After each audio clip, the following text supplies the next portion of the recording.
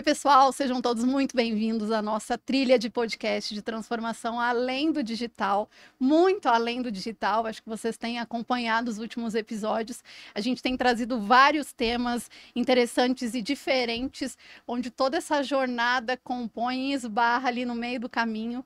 E hoje eu tenho o privilégio, a honra de trazer a Carol Pertilli, que é gerente de gestão, inovação e ESG. Carol, que prazer te receber aqui, que felicidade ter você com a gente. Que bom ter mais mulheres protagonistas de transformação digital e temas tão importantes e relevantes no mercado.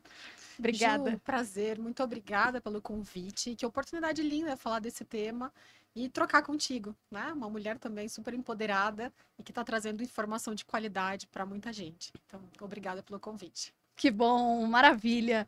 Carol, a gente está vivendo uma era disruptiva e assim, tirando todas as empresas da zona de conforto, todo mundo ainda um pouco perdido nessa transformação digital, nessa inovação. E aí ainda tem a agenda do SG, que é cada vez mais pauta, é cada vez mais relevante no mercado de maneira geral, nas empresas de todos os tamanhos, né? E a gente ainda tem visto, eu tenho acompanhado em vários projetos, acho que o pessoal que tem em casa tem visto isso também, o SG ainda sendo tratado de forma muito apartada da operação, sendo tratada como uma área isolada, quando na verdade ela deveria ser, na minha opinião, como essência da organização e trazer as 3 letras para todas as ações que a gente faz e projetos que a gente implementa. Então eu queria te perguntar como que a transformação digital, fazendo esse elo, ele pode impulsionar essas iniciativas, tanto de sustentabilidade quanto de responsabilidade social dentro das empresas. Esse é um ponto bem importante. Quando você diz que o ESG está apartado, né? Ele nasceu lá em 2004 no Pacto Global e pouco se falou até nos últimos 2 ou 3 anos. Eu acredito que a pandemia trouxe um contexto diferente para essa temática, quando o mundo parou para poder olhar para as pessoas. E o resultado das companhias depende das pessoas, e eu acho que esse tema foi mais explorado, ou de uma forma mais intencional nos últimos anos. E a transformação digital vem num caminho muito paralelo a isso, porque as práticas de ESG, elas sempre existiram de maneira apartada mesmo, ou iniciativas que eram além, né? Então a empresa tinha os processos todos e uma ação diferenciada ali no pilar de sustentabilidade ou uma ação social, mas aquilo não fazia parte do contexto, era algo além, adicional. E aí, quando vem a transformação digital, é um processo de conexão, né, de todas as áreas da companhia. Então, agora eu preciso pensar de uma forma diferente. Eu preciso trazer esse. Não é mais nenhuma tendência, né? Já é algo real. Eu preciso trazer isso para todas as áreas. E aí o ESG começa a ganhar espaço que, poxa, eu também sou aqui uma área, eu também sou um tema que precisa ser discutido no todo. Então eu vejo que a transformação digital com ESG tem um caminho muito similar, muito paralelo e de complementação. E de que forma, né? Isso vai conectando. A essência do ESG é eu deixar de olhar só no capitalismo lucro e trazer os stakeholders, trazer propósito. E aí, quando eu vejo inteligência artificial, por exemplo, né, que é algo que está sendo muito explorado, eu venho para trazer eficiência nos processos produtivos, naquilo que o computador, que a inteligência pode trabalhar e colocar as pessoas num local de decisão, colocar as pessoas para pensar, para planejar, para sentir, né, o ambiente, as necessidades, e a partir daí eu coloco a transformação digital a meu favor. Então, e isso da transformação digital conecta muito com o pilar social e também com o pilar de governança, né? O como eu vou buscando a ética, uma linha transparente de trabalho, o como eu vou colocando as pessoas no centro, o como eu entendo que o meio ambiente é um espaço importante para ser cuidado, senão a gente não chega nas futuras gerações, mas eu não consigo fazer isso só com a mão de obra humana ou com o trabalho braçal. Eu vou buscar, né, soluções, eu vou buscar caminhos para que a gente vá conectando e vá trazendo isso. Então, eu vejo a transformação digital como um caminho de sucesso para as práticas de ESG, e vejo o ESG como o lado humano de todo o processo da transformação digital. Que incrível! E quando a gente fala de transformação digital, a gente traz muito a questão das pessoas no centro. a gente transforma digitalmente, a tecnologia é meio para viabilizar a melhor experiência do cliente, como nós estávamos conversando, melhor eficiência operacional, melhor resultado da companhia, mas sempre tratando a tecnologia como meio, porque no final a gente tem, no começo a gente tem pessoas, no final a gente tem pessoas, e como integrar tudo isso? Acho que a gente tem um desafio enorme, mas também uma série de oportunidades. Como que você vê esses desafios e oportunidades nessa integração e nessa conexão dentro das empresas? Como que a gente poderia pensar em unir esses dois elos que são tão estratégicos, são agendas que a gente trata com frequência, eu trato com frequência dentro dos meus clientes, tem sido tema de palestras que eu tenho feito também, porque tem um impacto enorme nas pessoas, e aí a gente olha, vou trazer solução tecnológica, isso acontece muito comigo, assim, de vir, o cliente fala assim, não, eu quero colocar solução tecnológica, a gente quer reduzir X% da nossa operação. Ok, a gente traz a tecnologia, mas e o impacto disso no social e na comunidade? A gente não pode tratar mais de forma totalmente apartada, porque senão a gente resolve um problema aqui e tem que correr atrás do problema ali. Então, como essa estratégia desses desafios e oportunidades, eles podem se conectar? Ju, eu vou começar por alguns exemplos, né, que eu acho que podem tangibilizar a nossa discussão. Quando eu vou olhar, por exemplo, para a área ambiental, hoje eu tenho muitas startups trabalhando com sistemas de destinação de resíduos, de metrificação, enfim. Eu quero colocar as pessoas para analisar a geração de resíduos, para analisar projetos que possam trazer melhorias, que vão gerar um impacto menor para o meio ambiente. Eu não quero colocar as pessoas gastando tempo e força de trabalho fazendo questões operacionais que um software, um sistema podem fazer. Sim. Então, eu vejo que uma oportunidade muito grande é de deixar essas questões mais operacionais para que os sistemas, os softwares, as startups trabalhem e colocar as pessoas exatamente para analisar esses dados e, a partir daí, buscar estratégias, soluções que estejam conectadas com o propósito da empresa. Um outro exemplo, né? A gente fala muito sobre linha ética. No passado, eu lembro de ter caixinhas no processo produtivo, acrílicas, onde as pessoas escreviam no papel e colocavam na caixinha. Tinha que ter uma pessoa que coletava isso, que gerava os gráficos, enfim, para gerar uma reunião. Hoje a gente tem canais, né, online, onde as pessoas conseguem levar os seus dilemas éticos para que sejam avaliados. E aí, obviamente, isso já chega para as pessoas que vão analisar de uma forma organizada, com relatórios executivos, separados por temas, por envolvidos, por áreas. Então, eu acho que um desafio também, né, é o como a gente desmistifica tudo isso para as pessoas. Que a tecnologia pode trazer essa facilidade, essa agilidade, essa organização de dados, mas que sim, na ponta, né, tem um usuário e tem uma pessoa analisando ao final.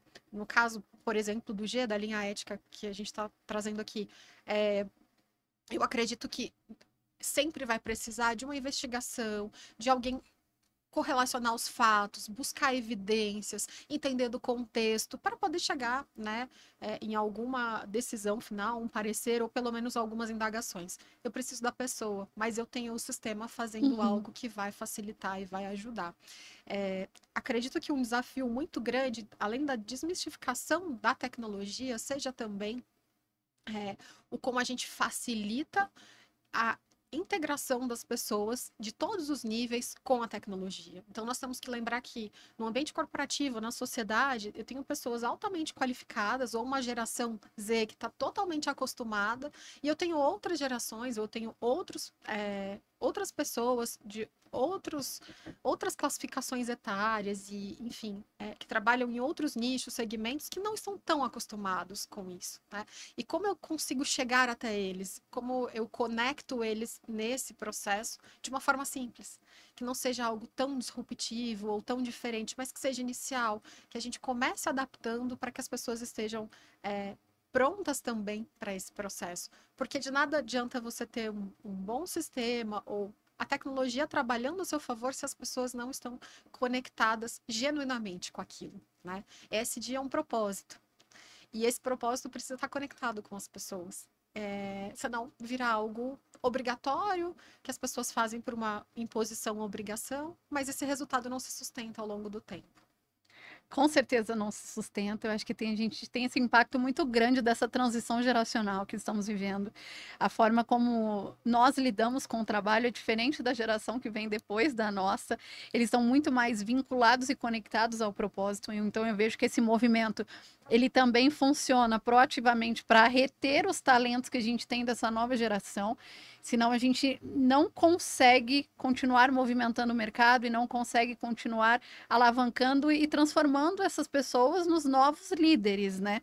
E aí, conectando com isso, como que tem sido na sua visão, e aí também um pouco da experiência que eu tenho tido, dessa necessidade do desenvolvimento das pessoas para posições de liderança, para que consigam ter um olhar cada vez mais holístico, né? Porque, imagina, você é líder que está em casa, e aí fala assim, poxa, mas eu sempre fui muito técnico na minha área, e aí por isso assumi a posição de liderança. Mas hoje eu sou exigido que eu olhe para a transformação digital, que eu olhe para esse G, que eu olhe para o desenvolvimento de pessoas.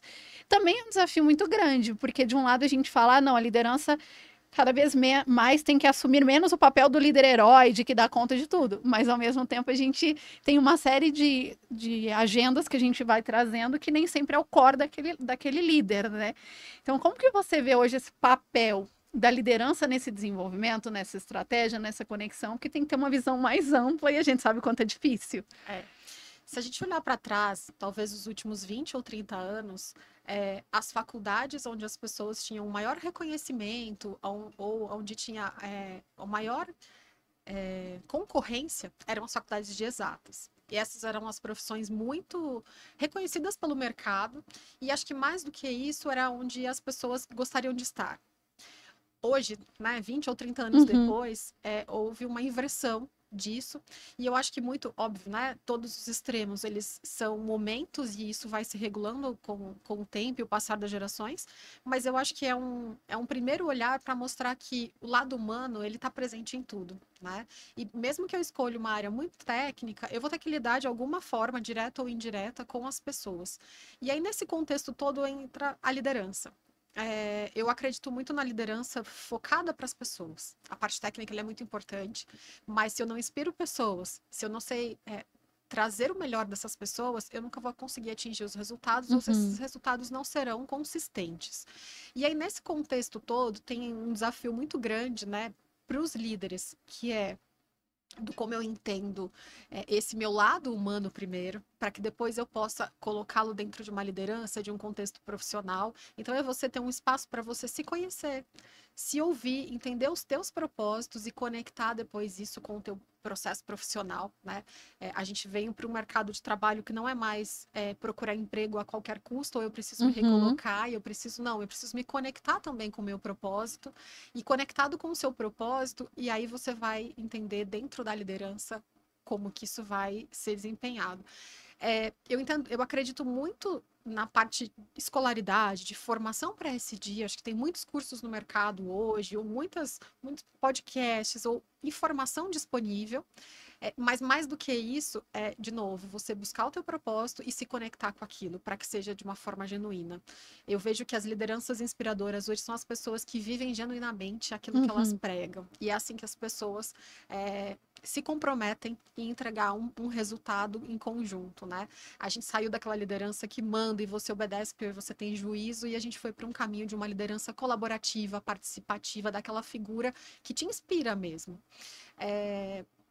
Nessa linha, falando muito da liderança, eu vejo que o ESG tem uma essência, né, no S, no social, de olhar para as pessoas e de colocar as pessoas certas nos lugares certos. Então, por exemplo, né, muito se fala sobre a mulher, o papel da mulher, somos mulheres, e eu acho que o mercado tem um espaço que está crescente para nós.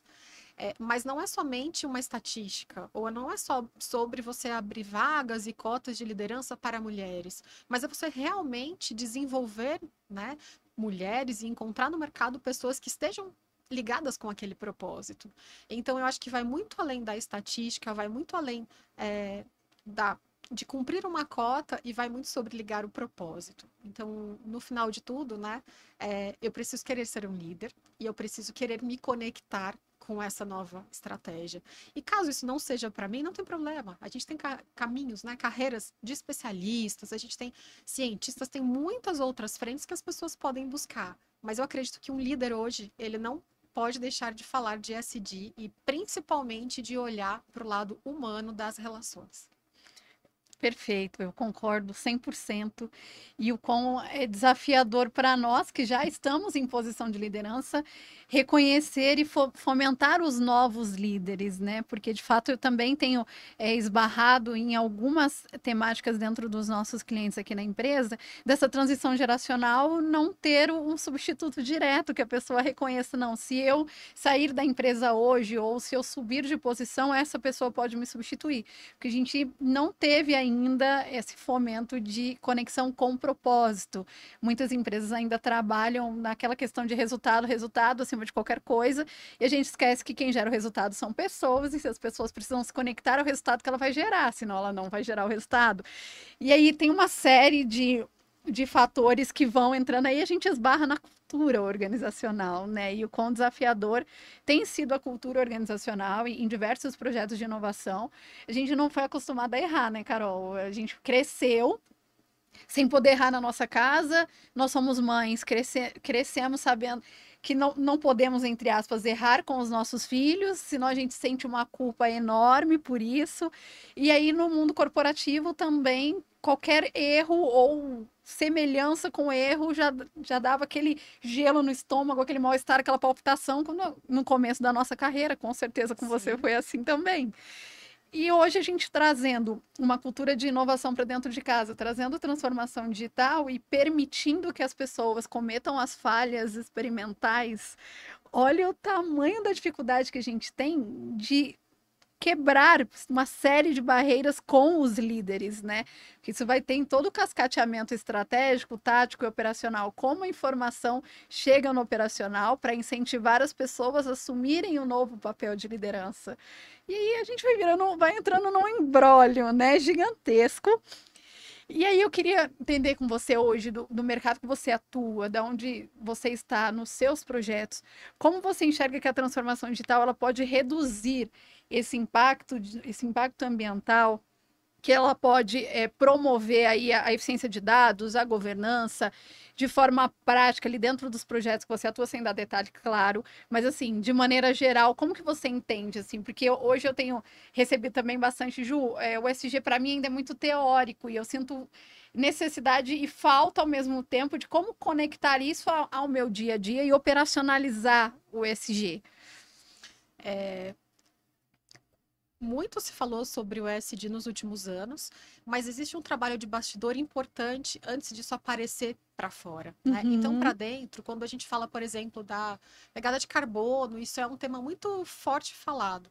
Mas antes de eu divulgar os meus números, ou a minha compensação, ou projetos para que isso aconteça, internamente tem um trabalho de organização muito grande. Como eu vou fazer esse inventário? De que forma isso não vai ser tão burocrático, mas vai me trazer esses números para que a gente possa olhar para isso e trabalhar de uma forma mais sustentável.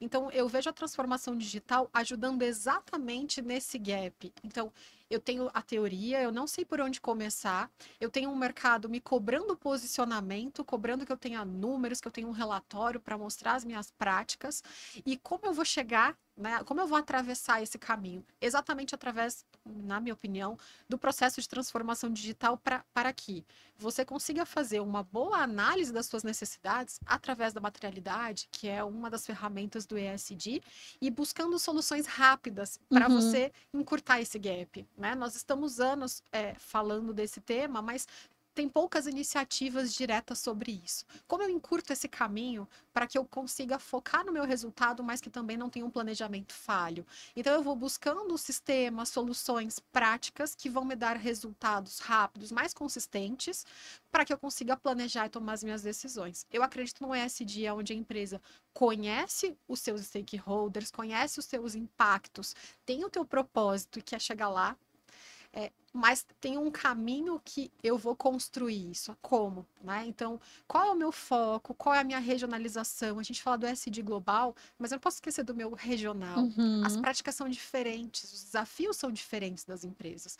No todo, a gente vai se conectando, mas eu tenho desafios diferentes. E para aquele meu desafio, qual é a melhor ferramenta? Qual a melhor solução? Se a gente for colocar pessoas para trabalhar buscando levantar esses dados e, enfim, colocar isso, quantificar, gerar dados, BIs, para que daí eu possa gerar um planejamento estratégico para ter ações, isso demora muito. Então, eu posso encurtar esse caminho através de software, de startups, de soluções mais rápidas, que vão me dar um primeiro embasamento para que eu possa, a partir daí, alimentar uma estratégia, um propósito de companhia, uma cultura, e enquanto eu vou buscando um olhar mais denso sobre tudo isso, eu já tenho um material mínimo de trabalho para entender esse cenário todo e aonde eu estou inserida. Então, é muito sobre o como você entende, né? Os propósitos das 3 letras, do ambiental, do social e da governança, e do como você faz um diagnóstico de todo esse contexto onde você está inserido para começar a agir. O SG ele é construído dia após dia. Então, eu não vou conseguir, talvez, ter o melhor impacto, né, para minha geração de carbono hoje ou nos próximos meses. Mas eu posso ter um propósito ano após ano, Uhum. eu posso construir essa agenda para chegar até lá. Num primeiro ano, eu vou buscar formas de fazer esse inventário, por exemplo. No segundo ano, eu vou buscar formas de avaliar essas emissões e ver como eu posso ser mais eficiente. Eu vou me associar a ONGs ou a trabalhos que possam fazer essa compensação, já que ainda internamente talvez eu não consiga fazer, mas no futuro eu quero que, né, as nossas práticas possam gerar uma redução ou uma compensação. Então eu acho que é uma escada. Você não vai conseguir chegar no resultado final para fora sem fazer esse trabalho interno. E aí tem um ponto que eu acho que é muito crítico, que é o quanto as pessoas ainda têm esse propósito como essência, Uhum. ou o quanto eu só quero mostrar para fora, o quanto eu quero colocar isso nos números. E esse caminho ele pode ser mais curto, mas ele não se sustenta. Então, eu acredito num trabalho sendo construído, sendo sustentado, e eu acredito na transformação digital dentro desse processo, para encurtar, mas também para te dar uma base sólida para ir construindo esses passos. E é onde entram as pessoas, né, Ju? As pessoas entram exatamente nesse planejamento, usando Uhum. essa inteligência para avaliar o que tem possível e tomando as decisões. E esse processo de aculturamento, ele é um processo longo. E nem todo mundo vai se aculturar.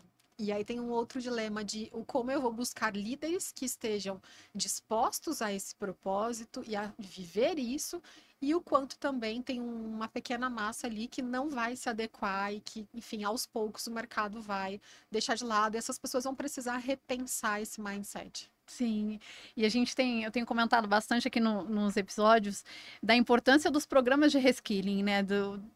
De reciclagem mesmo das habilidades das pessoas, porque se algumas posições estão sendo substituídas por tecnologia, e isso é natural, principalmente posições mais operacionais, o quão nós também, nesse compartilhamento de responsabilidade, estamos olhando para as pessoas e traçando um novo plano estratégico de carreira junto com ela, conectando com o propósito para que ela possa assumir novas responsabilidades baseado na entrada dessa tecnologia. Recentemente eu fiz um projeto que a gente fez a implementação de chatbot na operação. E aí, claro que eliminamos ali algumas funções muito operacionais com a entrada da tecnologia. Mas nós pegamos essas pessoas, desenvolvemos um plano de fizemos um plano de desenvolvimento, fizemos um plano de reciclagem e hoje essas pessoas atuam muito mais na parte de consolidação e resultado do atendimento desse chatbot do que no atendimento em si. Então, para a organização, agrega muito mais valor e o feedback das pessoas é que hoje elas se sentem mais importantes para a empresa. Valorizadas. Muito mais valorizadas, exatamente. Então, acho que tem esse papel nosso também, acho que faz parte do S, muito forte do SG, do quanto a gente tem olhado para esse impacto da disrupção tecnológica e o quanto isso tem feito com que as pessoas se movimentem e busquem alternativas. Alguns não vão querer, né, muitas vezes, e tá tudo bem, mas as pessoas que estiverem engajadas em querer fazer diferente e atuar em posições de liderança em novas companhias, e aí dessa forma que a gente traz uma série de fatores, né? Tem inovação, tem empreendedorismo, tem SG, e é um momento de transição também para nós, né? Quando a gente olha. E aí, em vários projetos que a gente atua, tem um público que tem a geração anterior à nossa, e aí que é uma forma de lidar, uma forma de conduzir, e a outra geração que veio depois da nossa, que também a gente está no meio do caminho. Eu me sinto literalmente no meio do caminho entre um modelo tradicional de trabalho, esse modelo muito mais colaborativo e horizontal, com propósito, e aí trazendo essa geração e tentando conectar as pontas, que é mega desafiadora, é super difícil. Teve um ponto na sua fala que eu achei interessante, que você trouxe que muitas vezes a gente faz de forma muito precipitada o SG para trazer para a visibilidade do mercado e que isso não se sustenta. Para a transformação digital é da mesma forma. A tecnologia ela seduz e aí as empresas acabam trazendo software de prateleira e no final do dia ganha mais um boleto, mas no final as pessoas não engajaram, não usam, continuam com o Excel espalhado pela companhia inteira, a gente mantém silo organizacional, a gente não resolveu o problema em si, porque de fato nem sabia qual era o objetivo que a gente queria atingir com essa tecnologia. E aí, como você entende, então, que as empresas poderiam medir esse impacto de forma eficaz e aí para alavancar investimentos, para ter mais stakeholders estratégicos e trazer essa visão mais ampla e externa de tudo que está sendo feito internamente? Eu acredito primeiro em um propósito que seja vivido de forma clara, ética, né, e transparente. Então, quando a empresa tem um propósito, ela estar no caminho não é um problema, mas ela tem um propósito, ela vive isso, ela entrega isso, e isso está incrível. Quando esse propósito ele não está muito claro, ou as pessoas não vivem isso de uma forma muito direta, ele não vai se sustentar. E aí eu posso ter as melhores práticas, eu posso mostrar da melhor forma, mas aquilo tem sempre aquela dúvida. Mas e se? Será? Isso não significa que as pessoas que vivem o propósito não têm problemas, mas significa que a gente acredita que aquela empresa tem condições de superar aqueles problemas de uma forma ética ou correta. O que não acontece, né, no outro caso. Então, eu acho que esse é um ponto de partida. O segundo ponto que eu qualifico aqui para essa discussão é exatamente o foco que você vai dar naquele momento e qual é o que os teus stakeholders esperam. Por exemplo, as empresas que têm capital aberto, elas precisam, né, cumprir alguns rituais que são importantes, que são obrigatórios. Então, elas têm um foco para trabalho. As empresas que não têm um capital aberto, elas conseguem trabalhar ali genuinamente naquilo que é o propósito da empresa, naquilo que está conectado naquele momento com aquelas necessidades. Em ambos os casos, né, eu vou mostrar aquilo que eu pratico internamente. E eu vou mostrar aquilo que eu tenho de mais sólido. Óbvio que o objetivo de todo mundo seria ter o ESG muito bem consolidado nos 3 pilares. Mas isso é um processo de construção futuro para algumas empresas, enfim, outras chegarão lá na frente.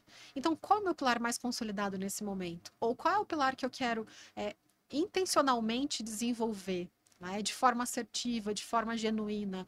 E como eu vou construindo isso? Então, por exemplo, vamos falar do social.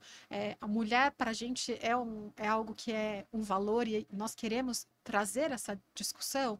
Tá bom, então eu vou me abrir para o mercado para buscar mulheres, mas eu também vou desenvolver as nossas mulheres, eu vou ter práticas, eu vou ter programas, eu vou ter condições, eu vou ter caminhos, então eu vou criando ferramentas. E aí eu vou expondo para o mercado à medida que isso vai se consolidando e tornando algo natural. Eu não preciso ir ao mercado para contar tudo que eu estou fazendo, mas aos poucos as pessoas vão influenciando, a marca empregadora vai agregando valor e isso vai se tornando uma característica daquela empresa.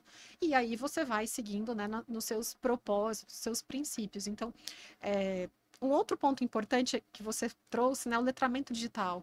Então, hoje a gente não fala mais de uma alfabetização normal, a gente fala de uma alfabetização também para o digital. E isso cabe em todas as idades e para todo mundo, né? Às vezes você baixa um aplicativo novo e ele é diferente. ChatGPT foi algo que até ontem a gente não sabia operacionalizar, né? Sim. Então agora a gente aprendeu, está aprendendo o como eu pergunto de uma forma mais assertiva para ter uma resposta esperada.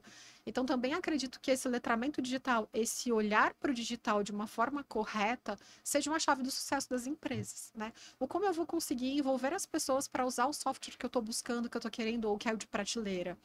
Se eu tirar as pessoas daquelas atividades operacionais e colocar valor naquilo que elas vão fazer. E eu preciso ter exemplos práticos também. Eu sempre acreditei que a mudança ela precisa acontecer do mais simples para o mais complexo, porque aculturar pessoas é muito difícil. E se eu vou Uhum. para o cenário mais complexo, eu tenho muitas possibilidades, enfim, né, de sabotadores e tudo isso, e o sucesso demora mais. E aí no meio do caminho eu perco muitas pessoas.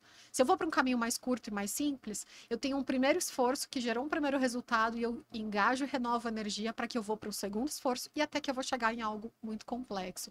Então eu vejo que esse processo do digital tem muito de também convencer as pessoas de uma forma prática, real, de que elas podem deixar de fazer aquelas coisas que são mais operacionais e chatas muitas vezes para fazer aquilo que elas gostam. E isso é um dilema tão grande porque nós não fomos acostumados a fazer o que a gente gosta. A gente Uhum. muitas vezes não escuta nem o que a gente gosta. Eu tô sendo paga para fazer isso e é desse jeito e problema vai Exato. acontecer Aham. e coisas chatas e rotinas também. Então tem toda uma questão social também e moral da nossa sociedade, né? Referente a isso, a desmistificar essa questão do trabalho árduo, chato e duro, para um trabalho que pode ser mais simples e que vai me dar condições de eu dedicar o meu tempo a coisas que podem me trazer um maior valor agregado como pessoa, como profissional e, obviamente, para o local onde eu estou desenvolvendo o meu trabalho. Então, tem essa desmistificação que eu acredito que é algo bem difícil, é, mas um propósito também muito legal de ser trabalhado. Olha, é assim, maravilhoso, tá assim, abrindo a minha cabeça 100%. Eu vou te fazer uma pergunta fora do script, porque você foi falando, eu fui conectando as coisas aqui. Às vezes a gente acha que a gente precisa ser especialista demais num tema. E quando a gente fala do SG, a gente tem 3 letras e não dá para você ser, na minha opinião, especialista 100% nas 3 letras. Para mim é como um T, você consegue transitar nas 3, mas tem uma veia mais profunda em Claro. uma delas. Na sua visão hoje, profissional que trabalha com SG, como você tem visto o mercado em relação ao movimento dentro dessas letras? Onde você tem sentido que tem um envolvimento maior das pessoas, se é no E o G tem ficado um pouquinho mais estacionado, ou no S ainda falta um pouco mais de engajamento em programas sociais? Como você tem visto em relação a isso? Até para quem está nos assistindo, falar assim, poxa, ok, eu quero entender de SG, quero procurar mais formação e treinamentos, mas quero focar um pouquinho mais nessa letra. Como que você tem visto esse movimento no mercado hoje com pessoas que também são de SG? Ju, das startups que nós temos que hoje trabalham com ESG, que não chegam a 400 no Brasil, a maioria estão no ambiental, Uhum, a segunda parte no social e pouquíssimas em governança.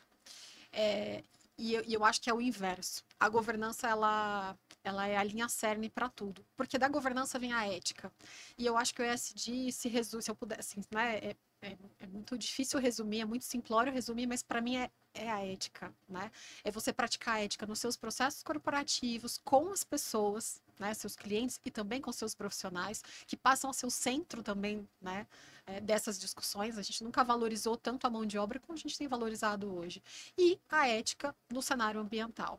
Então, eu ainda acredito que o ESG precisa muito do olhar para a governança. E uhum, quando eu falo a governança, não só necessariamente, né, das questões que envolvem o plano de governança, auditoria, a parte de compliance, linha ética, enfim, LGPD, enfim, tem muita coisa para discutir aí, mas de morar esse propósito ético. A partir do momento que você tem isso claro, disseminado numa organização, as outras relações elas passam a acontecer de uma forma mais natural.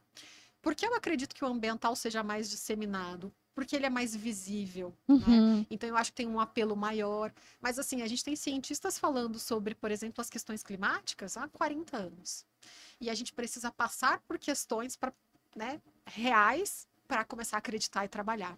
E aí começa um trabalho muitas vezes desenfreado ou muito simplista de tentar resolver algo que eu estou atrasada há muitos anos Uhum. e que a solução não é tão simples e rápida. Mas quando eu faço, por exemplo, um movimento de reflorestamento, faço uma ação de ir lá e plantar uma árvore, eu tangibilizo aquilo. Eu vou lá, eu faço um plantio, tá feito e eu consigo expor. Quando eu vou para o lado de governança, é um trabalho de muito tempo para consolidar uma base, né? No core da empresa, com o alto escalão, falando das pessoas que estão ali no estratégico mesmo, para isso disseminar para tudo. Então, eu acho que o ambiental é uma porta de entrada talvez mais rápida, que é importante também, mas eu sempre, quando eu falo do ambiental, eu falo da sustentação, da consolidação. A minha primeira graduação foi na área ambiental, e eu lembro de uma professora que dizia: vocês estão 2005, 2006, enfim, vocês estão se formando para um trabalho daqui 20 ou 30 anos. Talvez vocês não serão reconhecidos agora, né? Isso vai ficar latente quando as contrapartidas estiverem aparentes. E é real, a gente tem uma catástrofe, todo mundo se sensibiliza. Sim, Mas o que claro. está sendo feito para que a gente não tenha, ou que a gente passe por outras questões ambientais como essa de uma forma menos rígida, ou menos crítica, ou com menor impacto. Então, se eu pudesse dar uma dica, né, eu diria que as empresas consolidarem o G, no meu ponto de vista, é o caminho, é o coração para aquilo. Mas, por outro lado, esse é um caminho, é uma área mais técnica, é uma área que depende do estratégico. Muitas vezes, pequenas ações não vão tocar essa estratégia. E aí eu vou respondendo, fatiando a sua pergunta para a segunda parte, que são as pessoas. Porque no final de tudo, a gente começou e vai terminar falando que tudo é sobre pessoas. Sim. E falando das pessoas, né, o social tem um olhar muito bonito para o meu cliente, para o meu fornecedor, para o meu profissional, para todas as pessoas que estão envolvidas. Não adianta eu praticar ESG dentro da minha empresa e ter um lado social muito forte dentro, se fora eu não sei atender o meu cliente ou eu não desenvolvi o meu fornecedor, ele não me acompanhou nesse processo. Uhum. Então, eu acho que o lado social, né, ele é um caminho mais fácil de iniciar e ele é um caminho que transforma a tua vida primeiro. E depois vai transformar a vida das pessoas que você tem contato. E se a gente consegue ir melhorando as nossas relações humanas, a gente também está contribuindo de uma forma indireta para a governança e para isso ir se materializando. Então, eu acho que tem esses dois caminhos. Tem uma veia ambiental muito forte, mas eu tenho me assustado um pouco com essas reações ambientais mais simples, mais imediatistas e que não tratam muitas vezes as causas.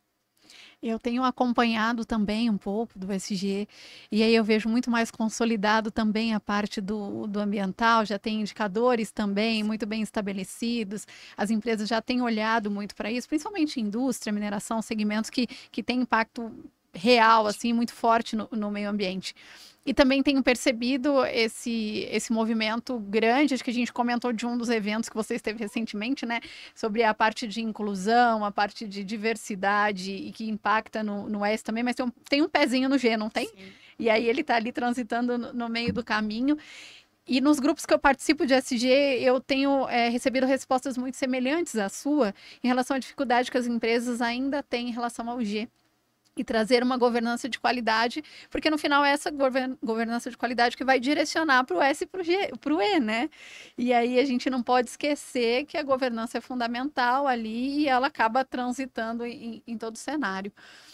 Eu queria te trazer outra pergunta, e aí do que nós já conversamos, em relação a sucesso e fracasso, ou sucesso e insucesso, ou não tão sucesso assim, como a gente quiser tratar, em relação ao que leva um projeto desse G a esses dois caminhos. Porque chega, a gente estrutura, pensa e fala, ok, a gente vai fazer um projeto de SG aqui agora, vai implementar, muitas vezes nem sabemos o que é, muito na teoria, e poucas pessoas têm a habilidade de fazer essa implementação. E aí tem essa bifurcação. O projeto foi um sucesso, o projeto nem foi tão sucesso assim, mas ótimo, teve o aprendizado e tudo que a gente sabe que compõe essas tentativas e riscos de inovação, e não deixa de ser, né? Muitas vezes a implementação do SG como uma inovação em vários pilares da empresa. Como que você enxerga assim, esse sucesso, esse insucesso? E quais dicas você daria assim, para que a gente tenha projetos de SG cada vez mais bem-sucedidos nas empresas? Eu acho que nós estamos vivendo, né? Eu acredito num processo ainda de tentativa e erro de encontrar caminhos, né? Esses caminhos não estão tão claros, então estão sendo construídos. Em todo o processo de construção, a gente tem sucesso e muitas vezes não. Nessa primeira perspectiva, tem muito de você saber o momento de qualificar que não está indo para um caminho legal e de abortar. Isso também é um sucesso, porque você deixou de Com investir tempo, certeza. dinheiro, esforço, né, para isso. Então, esse é um ponto. E o segundo ponto do resultado final, eu acredito em como você vai medir esse sucesso? Então, o que você espera? Você começou esse projeto por um propósito, por uma imposição, por uma necessidade? Da onde surgiu isso? E de onde surgiu isso, também surge o que você espera lá na frente. Então, vou dar um exemplo. Eu tenho uma empresa que fornece para uma empresa maior e essa empresa tem lá um propósito de ESG, uma agenda da qual eu preciso compor e fazer parte, né? Então, eu tenho um stakeholder importante ali, um cliente que está me exigindo isso. O como eu olho para essa oportunidade e tangibilizo no meu processo. Porque se eu pegar a prática dele fria e implementar aqui, a chance de eu não ter sucesso é muito grande. Porque aquilo pode não estar conectado, pode não fazer sentido naquele momento. Eu falo muito, né, por exemplo, sobre mulheres. É um processo para você chegar lá. Não é do dia para a noite, né? Você precisa lidar com várias questões que aparecem no meio do caminho de uma forma natural. A maternidade é um problema, né? Até a geração passada. Uhum. E agora a gente precisa entender isso de uma forma diferente. Então, o como eu vou lidar com isso para me abrir, né? E poder ter uma empresa que realmente, genuinamente, tem um espaço de respeito para as mulheres e não somente uma cota e tudo isso. De repente, naquele cenário, naquele momento, ainda não é algo tão real. Eu vou me preparar para aquilo. Então, eu acredito que o sucesso, grande parte desse sucesso, ele está correlacionado com você conectar aquela necessidade externa, né? Ou se você não tem uma necessidade externa tão latente ainda, porque esse mercado vai ficar cada vez mais latente, mas se não é ainda, do teu propósito e de você ir desenvolvendo a partir daquilo que faz sentido para você, né? Enfim, nessa experiência profissional que eu estou, a gente tem uma questão muito forte com fornecedores. E como eu vou desenvolvendo esses fornecedores locais? Cada regional, ou cada cidade, ou cada lugar de atuação tem um escopo diferente, Uhum. tem uma complexidade diferente. E de repente um projeto que fez sentido num lugar não vai fazer sentido no outro. Então, se você não souber qualificar exatamente o que você espera e qual é o teu cenário, né, você tem uma grande chance de não ter esse sucesso. E por último, eu acho que a medição do sucesso é uma construção.